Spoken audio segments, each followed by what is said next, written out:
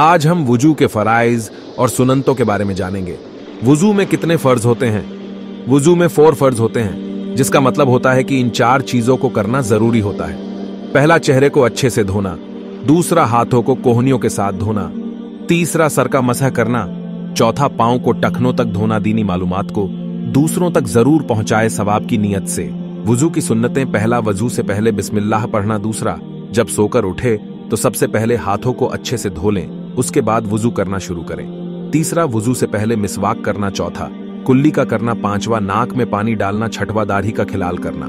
सतवां, हर आजा को 3 बार धोना। आठवां, कानों के अंदरूनी और बाहरी हिस्सों को धोना। नौवां, सर का मसह करते वक्त हाथों और पैरों की उंगलियों का खिलाल करना। 10वां, हाथों और पैरों को धोते वक्त सबसे पहले दाहिने फिर बाएं हिस्से को धोना। 11वां, वुजू के बाद की दुआ को पढ़ना। और बहुत सारी सुन्नतें हैं, यहां सिर्फ 11 बताए गए हैं।